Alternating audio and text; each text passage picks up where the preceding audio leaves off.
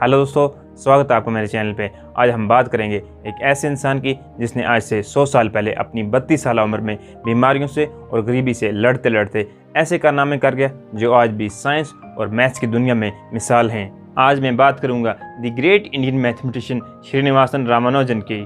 आप 20वीं सदी के सबसे ऊंचे दर्जे के मैथमेटिशियन थे। आपका नाम जब भी किसी के सामने आता है तो उसका दिल रो पड़ता है और अफसोस करता है काश वो थोड़ा और जी लेते। आपकी ज़िंदगी पर रॉबर्ट किंजनल ने एक बहुत ही हसीन किताब लिखी है, the man who new infinity, the great Indian mathematician. आप इस किताब को ज़रूर पढ़ें। इसका लिंक आपको डिस्क्रिप्शन बॉक्स में मिल जाएगा। मैं आपको मोटिवेट करने के लिए इतनी मेहनत से वीडियो बनाता हूँ। आप मुझे मोटिवेट करने के लिए चैनल को सब्सक्राइब करें और बेल आइकन को प्रेस कर दें। श्रीनिवासन रामानुजन 22 दिसंबर 1887 को इरोड में अपने नाना के घर पैदा होते हैं और उनका अपना घर कुंभकोणम में होता है। आपकी माँ मंदिर में भजन गाया करती थी। इसके उनको महीने के 5 रुपये मिलते थे। आपके पिता साड़ी की एक दुकान में क्लर्क थे जिससे उनको महीने के 20 रुपये मिलते थे। पैदा होते ही आपको बीमारियों ने घेर लिया और यही बीमारियां बाद में उनकी मौत का बायस बनती हैं। 1892 में आपको स्कूल में भर्ती कर दिया जाता है। आपको टीचर कभी भी अच्छा नहीं लगा और हमेशा स्कूल जाने से लड़ते रहते थे। आप खुद पढ़ना चाहते थे और वो इसके काबिल भी थे। रामानुजन एक खामोश और नरम मिजाज का बच्चा था।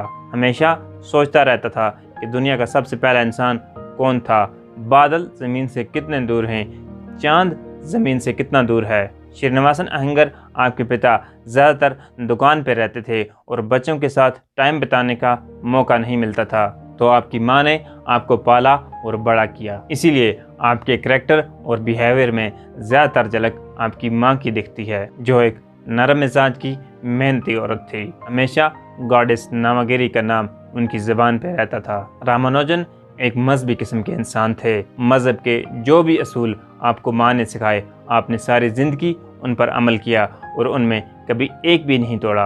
आपकी माँ ने आपको वो सब कुछ सिखाया जो एक ब्राह्मण को करना चाहिए और जो नहीं करना चाहिए। आपने ज़िंदगी में कभी भी नॉनवेज नहीं खाया। इसकी वजह से आगे चलकर आपको थोड़ी मुश्किल भी आती है। जब आप इंग्लैंड में होते हैं तो आपको खाने की बहुत प्रॉब्लम आती है, क्योंकि इंग्लैंड में ज़्यादातर नॉनवेज खाया जाता है। आप अपना गुजारा सिर्फ फ्रूट्स खा के कर लेते थे, जिसकी वजह से आपकी सेहत बहुत ख़राब हो चुकी थी। 1897 को आपने प्राइमरी का एग्ज़ाम पास किया। एग्ज़ाम में इंग्लिश, तमिल, अर्थमेटिक्स और ज्योग्राफी जैसे सब्जेक्ट थे।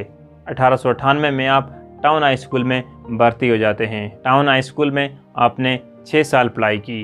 जब आप फर्स्ट ग्रेड में थे, सेकंड ग्रेड के मैथ्स क्वेश्चन सॉल्व कर लेते थे और जब आप थर्ड ग्रेड में थे, आप टीचर्स को चैलेंज कर रहे थे।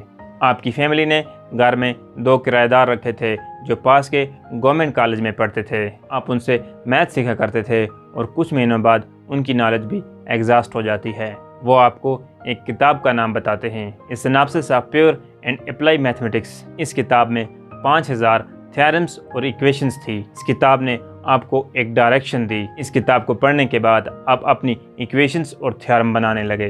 13 साल की उम्र में आप ट्रिग्नोमेट्रिक फंक्शंस के इन्फिनिट सीरीज सॉल्व कर लेते थे। 1904 में आपने हाई स्कूल की पढ़ाई खत्म की। इसके बाद आप गवर्नमेंट कॉलेज कुंभकोणम में एडमिशन ले लेते हैं। अभी तक आपने मैथ्स और दूसरे सब्जेक्ट में बैलेंस बना के रखा था, लेकिन अब आपको मैथ्स के साथ कोई सब्जेक्ट भी अच्छा नहीं लगता था। यहाँ से आपने अलजबरा, ट्रिग्नोमेट्री और कैलकुलस पे काम करना शुरू कर दिया था। आप पाई की और ई की कोई भी वैल्यू निकाल लेते थे। आप नंबर्स के साथ खेलते रहते थे और इनमें पैटर्न्स ढूंढते रहते थे। 1905 में आप इंग्लिश कंपोजिशन में फेल हो जाते हैं और आपका स्कॉलरशिप बंद कर दिया जाता है और इसके कुछ महीनों बाद आपको कॉलेज से निकाल दिया जाता है और आप घर छोड़कर भाग जाते हैं। घर वालों ने आपको घर घर ढूंढा और अखबारों में इश्तिहार दिए, तब जाके आप 1 महीने के बाद घर वालों को मिले। इसके बाद आप मद्रास कॉलेज में भर्ती हो जाते हैं। यहाँ पर भी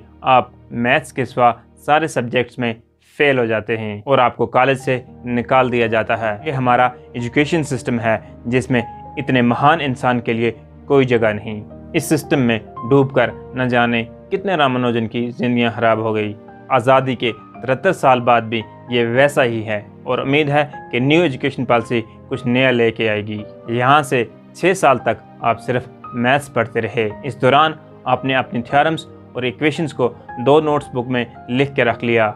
आपने ज़्यादातर हाइपोजीमेट्रिक सीरीज और सिंगल मॉडुलाई पे काम किया। 1907 में आप 20 साल के हो जाते हैं। गरीबी की हालत ये थी कि कभी खाने को कुछ नहीं मिलता था और लिखने के लिए पेपर नहीं होता था। मैथ्स में कामयाब होने के लिए उन्होंने अपना सारा कुछ गवा दिया था, लेकिन आपके माँ बाप ने अब कहा कि बस करो, अब कुछ काम करो और अपने पैरों पर खड़े हो जाओ और शादी कर लो। 14 जुलाई 1909 को आपकी शादी जानकी से हो जाती है, जो तब 9 साल की थी। बीमारियों ने आपका पीछा कभी नहीं छोड़ा। अब आपको हाइड्रोसील हो जाता है। इसका ऑपरेशन करने के लिए आपके माँ बाप के पास इतने पैसे नहीं थे, तो एक डॉक्टर कुपुस्वामी आपका फ्री में इलाज करते हैं। इसके बाद आपने नौकरी की तलाश शुरू कर दी। नौकरी की तलाश में आपने कितनी स्ट्रगल की और किस तरह से आपको प्रोफेसर GH हार्डी का इंग्लैंड से बुलावा आ जाता है, जानने के लिए पार्ट 2 देखें। अगर अभी तक आपने मेरा चैनल सब्सक्राइब नहीं किया